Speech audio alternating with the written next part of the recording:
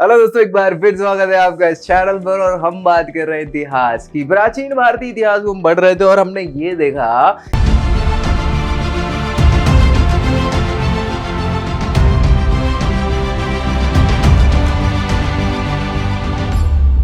कि भैया अभी कुछ समय पहले ही सिकंदर जो है भारत पर आक्रमण करके चलता बना, और चलते बनने के बाद वो फिर दुनिया को ही अलविदा कह देता है। आखिर क्या हुआ सिकंदर के बाद? कैसे क्या कौन से आक्रमणकारी भारत आए और कैसे क्या आक्रमणकारियों की श्रृंखला बनी? तो इस वीडियो में हम जो चर्चा करने वाले हैं वो बात करने वाले हैं इंडो ग्रीक या बैक्ट्रियन ग्रीक आक्रमणकारियों की, या उस समय का कैसा भारत हुआ करता था, कहाँ इनका आक्रमण हुआ करता था, कैसे क्या सारी चीजें हो रही थी, वो सारी डिस्कशन हम यहाँ इस वीडियो में करने वाले। तो चलिए देर ना करते हुए बहुत तेजी से हम चलेंगे क्या है भारत और मध्य एशिया के बारे में। देखो यार भैया, ये यहाँ कहीं इंडिया है, ये देख रहे हो ना, बिल्कुल लास्ट में यहाँ इंडिया है। ये मध्य भारत कहलाता है या फिर उस समय की मध्य एशिया कहलाता है, सॉरी, है ना, मध्य एशिया कहलाता है, जिसमें हम Tajikistan, Kazakhstan, Uzbekistan, Kyrgyzstan, Turkmenistan इत्यादि इत्यादि सारी चीजों को डिस्कस करते हैं। तो ये वाला जो क्षेत्र है, यहाँ पे कुछ अलग सा माहौल हो चुका था, आप जैसे देख पा रहे होंगे। और ये है यूरोप वाला इलाका, मतलब वैसे तो थोड़ा और इधर है, लेकिन अगेन यहाँ पे ये टर्की के आसपास पूरा ब्लैक सी के पास मेडिटेरियन सी पड़ जाता है, और वहां से पूरा यूनान वाला इलाका आ जाता है। तो यूनान वाले लोग जो है वो मेडिटेरियन से ब्लैक और ब्लैक सी से टर्की होते हुए ये आते थे, ठीक है। अच्छा, ये लोग आ चुके थे, ये आए, सिकंदर ने अटैक किया। किसने? सिकंदर, है ना भाई। अच्छा, सिकंदर ने अटैक किया, उसकी शादी हुई नहीं थी, उत्तराधिकारी था नहीं, एक्सपायर हो गया। कब एक्सपायर हुआ? 323 बीसी में। अब 323 ईस्वी में ये एक्सपायर जब हो गया, तो सिकंदर का जो सेनापति हुआ करता था, जिसका नाम क्या है? सेल्यूकस। क्या नाम है? सेल्यूकस। तो सेल्यूकस जो है वो आगे, अब वो सीरिया एरिया के आसपास वाला जो इलाका है, सीरिया ये है ना, देख रहे हैं? तो सीरिया के आसपास पूरा वो शासक बन जाता है। अब वो ही जब शासक बनता है तो उसके उत्तराधिकारी आगे शासन करते हैं इस पूरे इलाके पे। कैसे करते हैं, क्या करते हैं, वही हमें यहाँ पे देखना है। तो थोड़ा सा अपन स्टार्ट कर लेते हैं, लेकिन पहले क्या है कि मैं इस पेन की थोड़ी सी निब, ये बहुत बड़ी है, इसको छोटा कर लेता हूँ, ठीक है। चलो स्टार्ट करें। देखो भाई, क्या हुआ मध्य एशिया और भारत में? विभिन्न राजनीतिक अव्यवस्थाओं के फलस्वरूप भारत की जो उत्तर पश्चिमी सीमा है उस पर विदेशी आतताइयों मतलब आक्रमणकारियों का आक्रमण हुआ, ठीक है। भारत की उत्तर पश्चिमी सीमा पर सबसे पहले ईरानियों ने आक्रमण किया।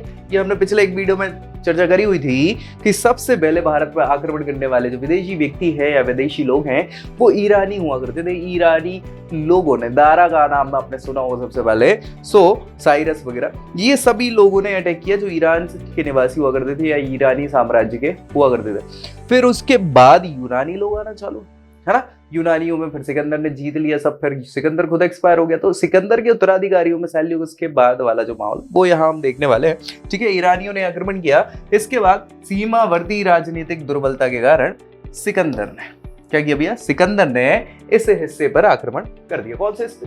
वही वाला हिस्सा जिस पर क्या था, ईरानियों का कब्जा हुआ कर रहा था। तो ईरानियों से यूनानी आ गए, है ना।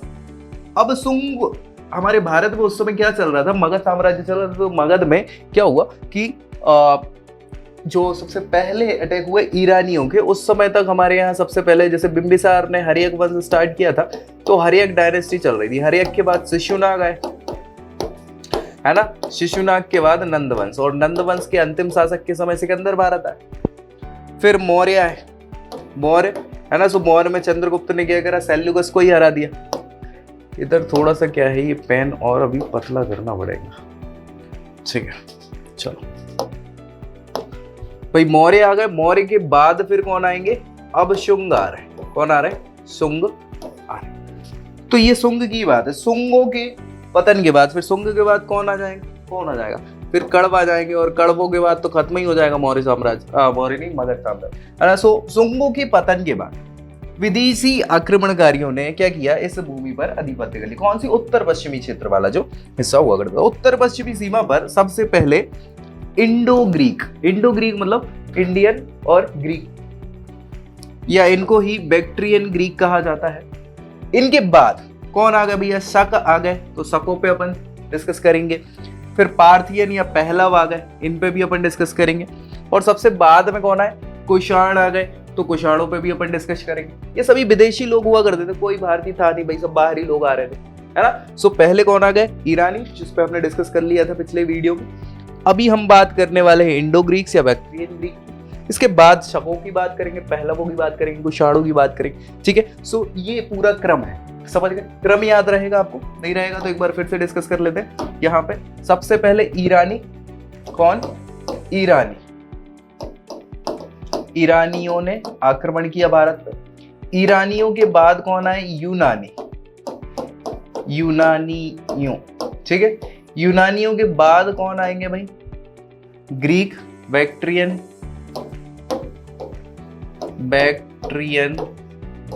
ग्रीक। बैक्ट्रियन ग्रीक के बाद कौन आएंगे? शक के बाद आ जाएंगे पहलव, और पहलव के बाद आ जाएंगे कौन? कुषाण। कौन? कुषाण। तो भाई हमने ईरानियों पे डिस्कस कर लिया, यूनानी, सिकंदर। अब बैक्ट्रियन ग्रीक की बात करने वाले। इसके बाद फिर नेक्स्ट वीडियो में हम शकों की बात करेंगे, उसके बाद पहलवों की, फिर कुषाणों की, ठीक है।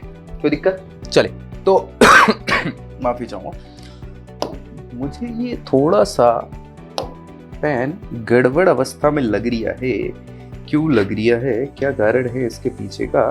ये स्मॉल टिप है ना भाई, स्मॉल टिप को छोटा करने का है, लार्ज टिप को थोड़ा लार्ज ही रहने देने का है, ठीक है। स्मॉल टिप छोटी होने का है। अभी ठीक है, एक नंबर। थोड़ी मोटी कर लेना, अभी ठीक है, एक नंबर। चलो भाई आगे बढ़ लो जल्दी। तो यूनानी और पल्लवों को भारत में राजनीतिक स्थायित्व का कोई भी विशेष लाभ प्राप्त नहीं हो पाया। किसकी बात चल रही है? चाहे वो यूनानी लोग हो, यानी कि सिकंदरों को, या फिर पहलवों की हम बात करेंगे, अभी डिस्कस करेंगे। तो इनको कोई विशेष लाभ नहीं मिल पाया। क्यों नहीं मिल पाया? इसके पीछे की रीजंस। सारे आक्रमणकारियों में सबसे इंपॉर्टेंट शक और कुषाण ही रहे हैं जिन्होंने भारत पर शासन कर पाया ढंग से। इंटरनली उत्तर भारत वाला इलाका, उत्तर पश्चिमी सीमा तो ठीक है, अंदर भी इनने क्या किया है? राजनीतिक स्थायित्व स्थापित कर लिया और साम्राज्य की स्थापना करी हुई भारत के अंदर, शकों और कुषाणों ने। तो स्पेशली हम पढ़ेंगे इनको। भारत के यूनानी आक्रमण से अवश्य दोनों देशों को सांस्कृतिक दृष्टि से लाभ हुआ है कि हमें यूनानी संस्कृति से कुछ चीजें सीखने को मिली, और यूनानियों ने भी भारतीय संस्कृति से, सभ्यता से कुछ सीखा, जिसमें कला हो, संस्कृति हो, इनकी उत्कृष्टतम समन्वय की बात हमने देखी है। दृष्टिकोण का यहाँ लाभ भारत और यूनान दोनों को समान रूप से आक्रमण से प्राप्त हो जाता है, ठीक है भाई। चले इंडो ग्रीक या बैक्ट्रियन ग्रीक की हम यहाँ पे बात करने वाले हैं। तो भैया मौर्य उत्तर काल, मौर्य उत्तर काल का मतलब यह है कि मौर्यों के बाद, उसके बाद कौन है? शुंग है ना, शुंग और कण्व वगैरह। तो मौर्योत्तर काल में सबसे पहले भारत पर विदेशी आक्रमण करने वालों में कौन थे? यूनानी, हमने डिस्कस किया। यूनानियों के बाद यवंस, इंडो ग्रीक्स, हिंद यूनानी या बैक्ट्रियन ग्रीक कहलाते हैं। ये नाम एक ही है ना। तत्कालीन मध्य एशिया की राजनीतिक दुर्बलता बहुत इंपॉर्टेंट, क्योंकि यहाँ पे मध्य एशिया में कोई भी शक्तिशाली शासक हुआ नहीं कर रहा था, या साम्राज्य कोई ऐसा शक्तिशाली नहीं था जो बांध के रख पाए। तो दुर्बलता ही कही जाएगी इसको। राजनीतिक दुर्बलता के कारण सभी आक्रमणकारियों का रुझान कहाँ हो गया? भारत की तरफ हुआ, और उन्होंने भारत विजय का स्वप्न देखना चालू कर दिया, क्योंकि सिकंदर जीत चुका था, है ना। भारत को तो नहीं जीत पाया था, लेकिन विश्व को जीता था। तो अब लोगों ने कहा कि हम भारत को भी जीतेंगे, है ना। सो इनकी योजना बनाना चालू कर दी। सिकंदर की भारत विजय के पश्चात उसकी मृत्यु हो जाने के बाद, क्योंकि मृत्यु हो गई 323 में, उसका सेनापति होता कौन? Seleucus Nicator. सो सेल्यूकस ने क्या किया? मध्य एशिया के बहुत बड़े भूभाग पर अपना अधिकार जमा लिया, आधिपत्य स्थापित कर लिया, और स्वयं का साम्राज्य बन गया। किसके स्वयं का? सेल्यूकस के स्वयं का साम्राज्य बन गया, जिसमें कौन कौन से जगह हुआ करती थी? बैक्ट्रिया, जिसको हम बोलते हैं, मतलब जो आज उत्तरी अफगानिस्तान, पार्थिया, ईरान, इसमें सम्मिलित हुआ करते, ठीक है। सो बैक्ट्रिया, पार्थिया, इसीलिए पार्थिया यानी ईरान वालों को पार्थियंस कहते हैं, हम पहलब कहते थे, ठीक है। और ये अफगानिस्तान वाला बैक्ट्रिया वाला हिस्सा है। बैक्ट्रिया की आर्थिक और सामरिक सुदृढ़ता के कारण सेल्यूकस का साम्राज्य बहुत इंपॉर्टेंट हो गया। बैक्ट्रिया मतलब समझ उत्तरी अफगानिस्तान वाला इलाका। इसके साम्राज्य की सीमा पूर्व में, पूर्व मतलब इसका पूर्व ये होगा, तो पूर्व में कहां लग रही है? पामीर और हिंदुकुश पर्वत श्रेणियों। हिंदुकुश पर्वत श्रेणी समझ रहे? पाकिस्तान अफगानिस्तान वाला जो इलाका है बिल्कुल ऊपर वाला, तो पामीर का पठार और हिंदुकुश पर्वत श्रेणी पूर्व में लग रहा है। दक्षिण में अगर बात करें तो पैरेथेनीस डाई और अराकोशिया, अराकोशिया और पैरोथेनिस डाई ये क्षेत्र पड़ रहे हैं। पश्चिम में बात करें तो पार्थिया और कैस्पियन सागर पड़ रहे हैं। कैस्पियन सागर मतलब सबसे बड़ी झील कहलाती है। उत्तरी परिक्षेत्र में क्या है? जेक्टाटोज, सर और आक्स नदियां, सर और आक्स नदियों से परिबद्ध ये जगह हुआ कर रही थी। तो आर्थिक दृष्टि से भी इस क्षेत्र का बहुत ज्यादा महत्व हुआ करता था अपने आप में। यह यूरोप और एशिया के मध्य में व्यापारिक मार्ग जो है उस पर स्थित हुआ करता था। कौन? अरे यही क्षेत्र जो किसका? सेल्यूकस का हुआ कर रहा था, ठीक है। सो इस पर यवन सेनापतियों की हमेशा नजर बनी रहती थी। सेल्यूकस के पास उसके उत्तराधिकारी राजनीतिक रूप से क्या थे? दुर्बल थे, अच्छे नहीं थे भाई, और इसी के कारण क्या हुआ? हालात खराब होते चले गए और उसका साम्राज्य भी क्षीण होता चला जा रहा है। और बैक्ट्रिया तथा मध्य एशिया वाला जो एरिया है उसका साम्राज्य धीरे धीरे वहां से हट गए। वो बैक्ट्रिया वगैरह उसके साम्राज्य के भाग नहीं रहे। किसके? सेल्यूकस वाले क्षेत्र में। समय है 250 ईसा पूर्व। 250 ईसा पूर्व के आसपास का अगर ये समय काल है तो इस समय काल पे अभी कौन हो रहा था? 232 ईसा पूर्व में एक्सपायर होगा कौन? अशोक। तो उसी किसी समय 251 में क्या हो रहा था? तीसरी बौद्ध संगीति करवा रहा था अशोक। तो मौर्य साम्राज्य चल रहा है भारत में। इसके अलावा बैक्ट्रिया के गवर्नर डियोडोटस प्रथम ने एक स्वतंत्र राज्य खुद स्थापित कर लिया जिसे इंडो ग्रीक या इंडो बैक्ट्रियन राज्य के नाम से पहचाना गया है।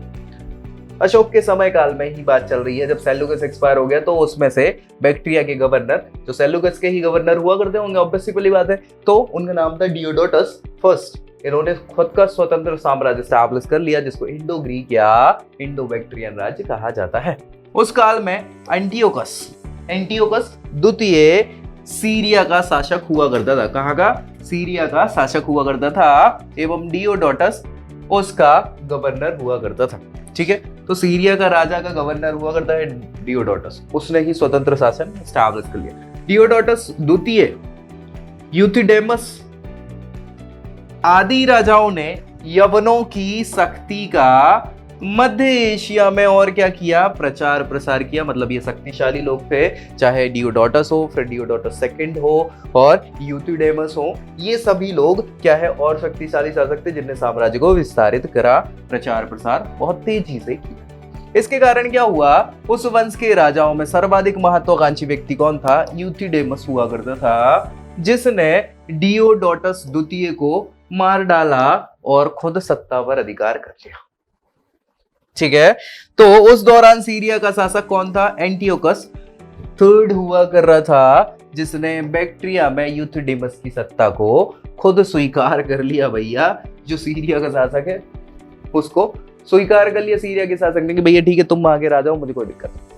एंटियोकस तृतीय ने अपनी पुत्री का विवाह भी करवा दिया किससे? यूथिडेमस से, उसके पुत्र से, क्या नाम है? दमित्र।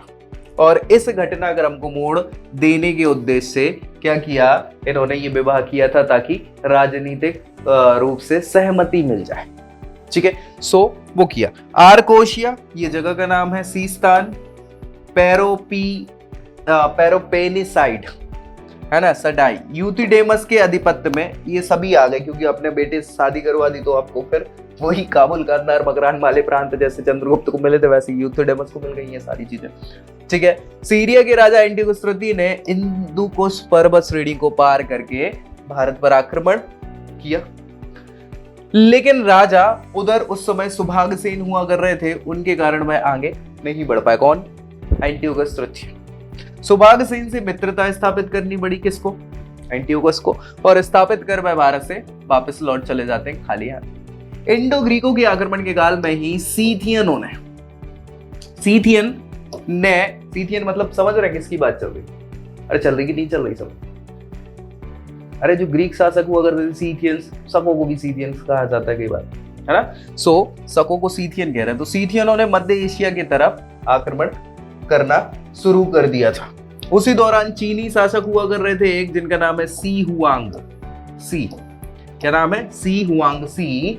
इनके द्वारा चीन की विशाल जो दीवार है भैया वो बनाई जाना चालू हो गई थी। तो चीन की तरफ से भी सीथियन क्या करने लगे? अब बैक्ट्रिया की ओर और पार्थिया की ओर आक्रमण करने लग गए, क्योंकि चीन में तो कर नहीं सकते। सिकंदर की शानदार विजय से भी इनकी भारत में रुचि बढ़ गई भैया, है ना? इच्छा का प्रादुर्भाव हो गया, किसका? सीथियंस का। तो भैया सबकी नजर अब भारत की ओर है कि भैया यहाँ पे कुछ फायदा हो सकता है, भारत पे आक्रमण करना चाहिए, यहाँ पे नाम भी बनेगा, कमाई भी होगी और सारी चीजें। तो सभी बाहरी विदेशी लोग जो है वो भारत की तरफ आकर्षित होना चालू हो गए। और इसी के कारण अब क्या होगा? अब अटैक चालू हो जाएगा। तो यहाँ पे भैया डेमेट्रियस प्रथम का नाम आपने सुना होगा, नहीं सुना तो मैं बता देता हूँ। डेमेट्रियस बहुत इंपॉर्टेंट नाम है, क्योंकि इसी समय शुंग साम्राज्य आने वाला है ना? क्यों? पुष्यमित्र शुंग लड़ाई करेगा डेमेट्रियस। तो डेमेट्रियस प्रथम की बात है। 185 ईसा पूर्व में ऐसा कहा जाता है कि पुष्यमित्र शुंग ने शुंग वंश स्टैब्लिश करा था। बृहदत्त जो आखिरी मौर्य शासक थे उनको मार के। तो उसी समय जब अपने यहाँ शुंग वंश चल रहा था तब डेमेट्रियस प्रथम 189 से 171 ईसा पूर्व में शासक हुआ कर रहा था।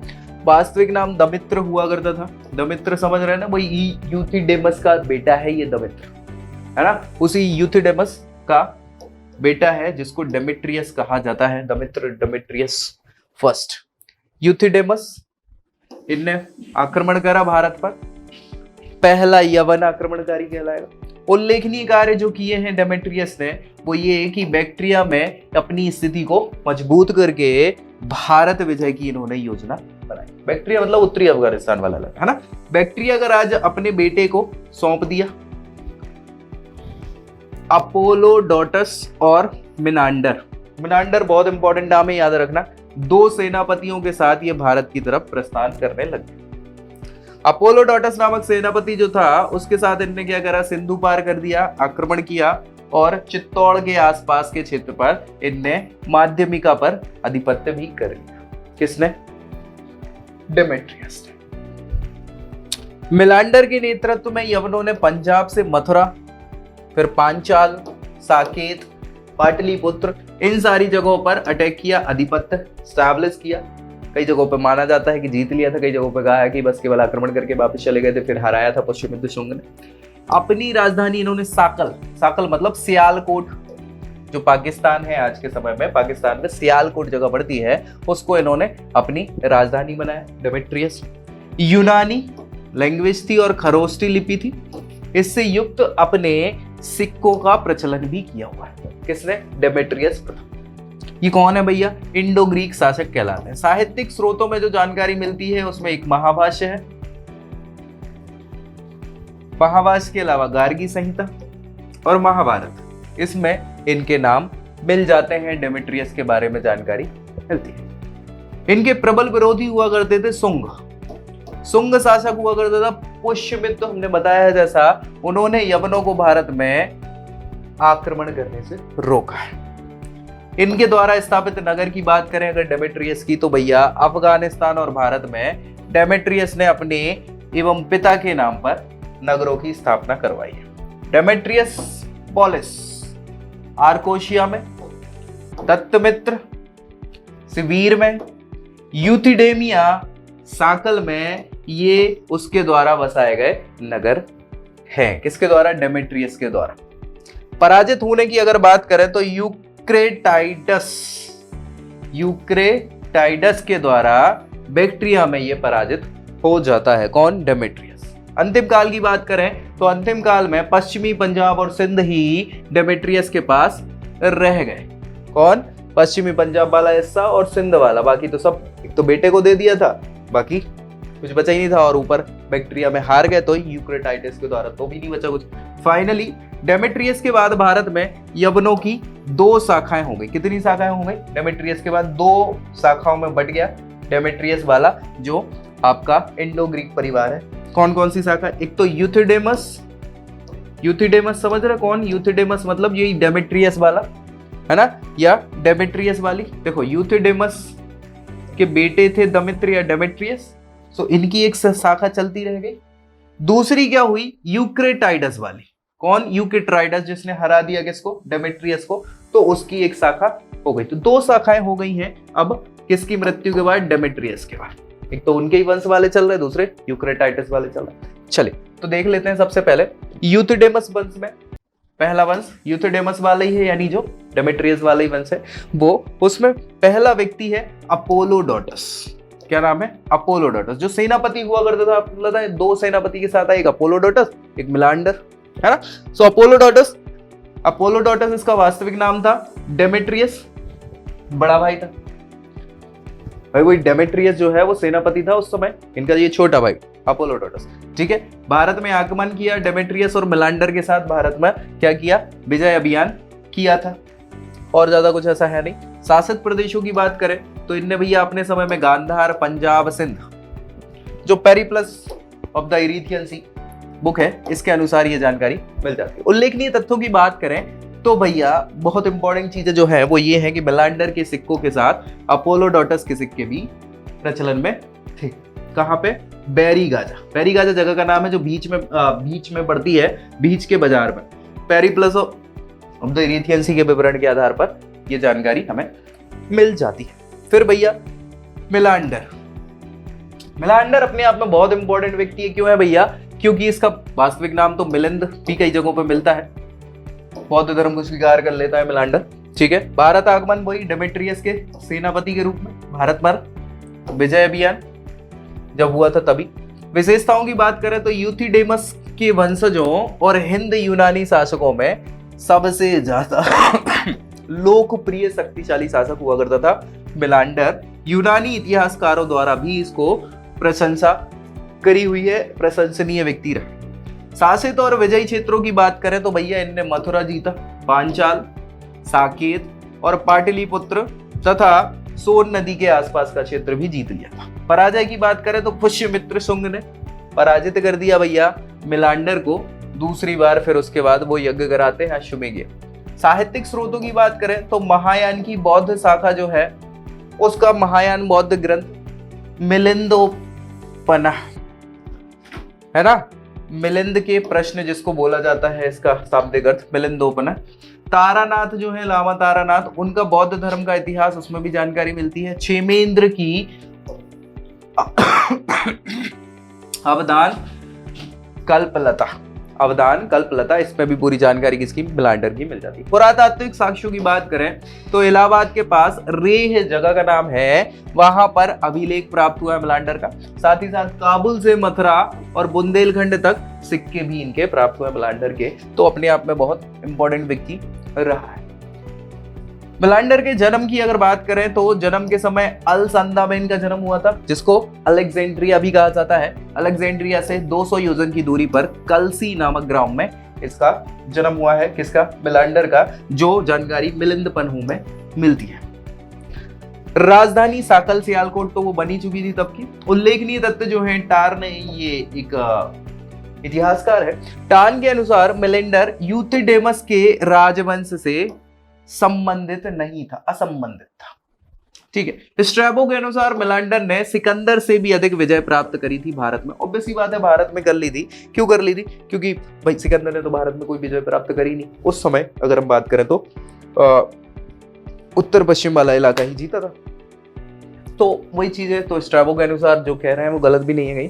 ठीक है, अधीन राज्यों की बात करें मिलांडर के तो भारत की पश्चिमोत्तर सीमा, इसके अलावा काबुल घाटी, सिंध, पंजाब, राजपूताना, आधुनिक उत्तर प्रदेश के कुछ क्षेत्रों को भी जीत लिया था भैया इसने, मिलांडर ने। संबंधित धर्म और धार्मिक कार्यों की अगर बात करें तो पहला हिंद यूनानी शासक है जिसने बौद्ध धर्म स्वीकार कर लिया था भैया। नागसेन ने इनको बौद्ध धर्म दिलवाया था। अशोक के समान ही उसने बौद्ध धर्म को अपनाया। ठीक है, मिलिंद पन्नों में ये जानकारी मिलती है। तुलना की अगर बात करें तो रेप्सन कुछ कुरु शासक जनमेजय और विदेह के राजा जनक, जनक का नाम तो आपने सुना ही होगा ना, है ना, और कुरु शासक जनमेजय, इनके समान ही मिलांडर को माना है भाई। ये बड़े शक्तिशाली लोग हुआ करते थे, व्यक्ति हुआ करते थे। कौन? मिलांडर। तो इतनी बात है, ज्यादा कुछ ऐसा है नहीं मिलांडर की। फिर नेक्स्ट आएंगे स्ट्रेटो। कौन? Strato first. स्ट्रेटो की बात करें तो स्ट्रेटो ही इनका नाम था। माता का नाम एगाथोक्लिया, एगाथोक्लिया, ठीक है। संरक्षिका हुआ करती थी। पूर्व शासक इनसे पहले मिलांडर ही थे, हमें पता है। 145 ईस्वी नहीं, ईसा पूर्व में इनका क्या हुआ है? राज्याभिषेक हुआ है। तो 145 से 90 ईस्वी के आसपास, मतलब बहुत अच्छा शासन कर लिया। 45 साल दिए, 10 दिए, 55 सालों का शासक किया है, तो अच्छा ही हुआ होगा। Strato first. उपाधि की बात करें तो सॉटर की उपाधि इनको नवाजा गया है। जैसे निकेटर की उपाधि सेल्यूकस को मिली थी, वैसे ही सॉटर की उपाधि इनको मिली थी। पूर्व शासक बनने पर इन्होंने धारण कर ली थी, मतलब खुद से ही पूर्ण शासक जब ये बन गए थे। प्रतिद्वंद्विता यूक्रेटाइडस वंश से। यूक्रेटाइडस आने वाला, अभी तो यूथेडेमस चल रहा है, यूक्रेटाइडस वंश आएगा, उससे लड़ाई झगड़ा चलते ही रह रहे हैं। पराजय की बात करें तो एंटियल किड्स एवं हेलियोक्लीज, इन्होंने स्ट्रेटो प्रथम के राज्य के बड़े भाग पर क्या कर लिया? कब्जा कर लिया था भैया। अब क्या ही कर सकते हैं, क्योंकि ये यूक्रेटाइडस वंश से थे दोनों। हेलियोक्लीज ने स्ट्रेटो प्रथम को परास्त कर पेरोपेनिसडाई से लेके झेलम नदी तक के क्षेत्र पर अधिकार कर लिया। क्या ही कर सकते हैं। शकों ने भी क्या किया? स्ट्रेटो को पूरी तरह से दुखी बनाने का पूरा प्रयास किया है भैया। तो भैया इनकी लाइफ बहुत अच्छी तो थी नहीं। स्ट्रेटो के बाद स्ट्रेटो द्वितीय जाते हैं भैया। इनका भी नाम स्ट्रेटो द्वितीय था। 90 ईसा पूर्व में इनका राज्याभिषेक हुआ। पराजित हो गई ये मथुरा के मित्र शासकों से, औदुंबरों से, कुड़िंदों से, अर्जुनायनों से। इन्होंने मथुरा के पास रावी नदी तक अधिकार कर यूनानी सत्ता को ही खत्म कर दिया। तो भैया ये इंडो ग्रीक तो गए। ठीक है भाई, कोई दिक्कत परेशानी किसी को भी? अभी दूसरी शाखा आएगी, डोंट वरी भैया, आएगी। ठीक है। अंतिम काल की अगर बात करें तो 30 ईसा पूर्व के आसपास, 30 ईसा पूर्व के आसपास मगध में भी कण्व वंश खत्म होता है। कौन मारता है? सातवाहन प्रमुख से मार देते हैं भैया। तो वही हाल खराब है इस समय, है ना। शकों ने इस क्षेत्र पर पूरी तरह अधिकार कर लिया और यूथेडेमस वंश का अंत कर दिया। रावी और झेलम के बाद इनकी बस सत्ता बची रहेगी। किसकी? स्ट्रेटो द्वितीय की। अब नेक्स्ट दूसरा वंश यूक्रेटाइडस चल रहा था, जो पैरेलली ही चल रहा है भाई, ऐसी बात नहीं है कि नहीं, पैरेलली चल रहा है। तो पहले व्यक्ति कौन है? यूक्रेटाइडस ही रहेंगे, है ना भाई। डेमेट्रियस के बाद यूथेडेमस आ जाएंगे, यूक्रेटाइडस आ जाएंगे। तो यूक्रेटाइडस इनका वास्तविक नाम था। यूक्रेटाइडस वंश की सत्ता का संस्थापक कहलाता है। सीरिया के शासक एंटियोकस चतुर्थ का ये चौथा नहीं चचेरा भाई हुआ करता था। ठीक है। डेमेट्रियस से बैक्ट्रिया की सत्ता छीन ली इनने और साम्राज्य का अपना विकास कर लिया। फिर भाई वहीं पे आना चालू हो जाएंगे। विजय प्राप्ति की बात करें तो डेमेट्रियस पर इन्होंने विजय 171 ईसा पूर्व में पाई थी। बैक्ट्रिया पर अधिकार कर लिया था। युद्ध कौशल की बात करें तो एक बहुत ही वीर और शक्तिशाली योद्धा हुआ करता था। शासक तो था ही अच्छा। ठीक है। सोडियाना मतलब बुखारा जगह का नाम है। उसके युद्ध में क्या है? पराजित कर दिया गया था। किसको? सोडियाना के युद्ध में ही उसको पराजित किया, डेमेट्रियस को। विजित क्षेत्रों की अगर हम बात करें तो बैक्ट्रिया, कपिसा और पूर्वी गांधार इन्होंने जीत लिया था। पराजय की बात करें तो पार्थिया के शासक मिस्रीडेट्स, क्या नाम है? मिस्रीडेट्स द्वारा यूक्रेटाइडस को पराजित किया गया था और बैक्ट्रिया के कुछ भागों पर अधिकार भी कर लिया गया था। इनके बेटे ने ही इनको फोड़ डाला। इनकी मृत्यु इनके बेटे के द्वारा ही हो गई यूक्रेटाइडस की। ठीक है। सो नेक्स्ट आ जाएंगे हेलियोक्लीज इनके बेटे का नाम है भैया। और हेलियोक्लीज ने ही अपने पिताजी को मार दिया, यूक्रेटाइडस को। पिता के साथ संयुक्त शासन भी किया इनिशियली। सत्ता प्राप्ति हुई है इन्हें जब पिताजी को इन्हें फोड़ा, कब? 159 या 158 ईसा पूर्व के आसपास। हेलियोक्लीज ने अपने पिता यूक्रेटाइडस को रथ के पहिए के नीचे ही कुचल दिया और सत्ता को प्राप्त कर लिया। ऐसा कौन बताता है? जस्टिन बताते हैं। जस्टिन बहुत बड़े इतिहासकार रहे हैं। ठीक है। हेलियोक्लीज के उल्लेखनीय कार्यों की अगर हम बात करें तो यूथेडेमस वंश के शासकों पर विजय प्राप्त करने के पश्चात, यूथेडेमस वही वाला, विजय प्राप्त करने के पश्चात इनने शकों से लड़ाई करना चालू किया, संघर्ष किया, जिसमें बैक्ट्रिया से हाथ धोने पड़ गए इनको, है ना। शकों को तो हरा नहीं पाए। पैरो पेरिसडाइडे झेलम तक, ये जगह का नाम है। इन पर बस अधिकार किया है इन्होंने, बाकी तो कुछ नहीं किया था, है ना। चलो एंटियलकिड्स जो है अगला शासक बनेगा, और एंटियलकिड्स का शासन अभिषेक जो है मतलब राजा शासन रहा है वो 125-112 मतलब 12-13 साल के आसपास रहे। यूक्रेटाइडिस वंश का सबसे अंतिम प्रतापी और शक्तिशाली शासक माना जाता है एंटियलकिड्स को, ठीक है। कपिसा, पुष्कलावती, तक्षशिला और पश्चिमी पूर्वी गांधार सब पे अधिकार हो गया उसका। बेसनगर मतलब विदिशा, विदिशा में भैया एक शुंग वंश चल ही रहा था, लास्ट में कुछ सेकंड थर्ड लास्ट है भागभद्र, है ना, शासक है। तो बेसनगर उनकी राजधानी हुआ करती थी। विदिशा से प्राप्त एक अभिलेख के अनुसार तक्षशिला के निवासी हेलियोडोरस जो एंटियलकिड्स इन्हीं शासक के क्या है राजदूत हुआ करते थे, इनके कहने पर काशी पुत्र भागभद्र, ये शुंग वंश के शासक है भैया, है ना, भागभद्र के दरबार में भारत आया था, जिसने गरुड़ स्तंभ की भी स्थापना करवाई थी। किसने? हेलियोडोरस। वो किसके समय के? एंटियलकिड्स के समय के हैं, इंडो ग्रीक शासक हैं, ठीक है। और उनके कहने पर इनके राजदूत हैं हेलियोडोरस, जो भारत में शुंग वंश के राजा भागभद्र के दरबार में बेसनगर विदिशा में आए थे, गरुड़ स्तंभ की स्थापना करी थी, बाद में वैष्णव धर्म को मानने लग गए थे। प्राप्त अभिलेख के अनुसार एंटियलकिड्स ने यूथिडेमस वंश के शासकों को के विरुद्ध शुंगों से मैत्री करी थी। किसने? एंटियलकिड्स। ठीक है, क्या ही कर सकते हैं। उसके बाद कौन आएंगे? लीसियस आ जाएंगे, ठीक है। सो लीसियस वास्तविक नाम है इनका। उल्लेखनीय तथ्यों की बात करें तो ये अंतिम शासक कहलाएगा, फोड़ दिया जाएगा शकों के द्वारा, ठीक है। अपनी सुरक्षा के लिए यूथिडेमस वंश के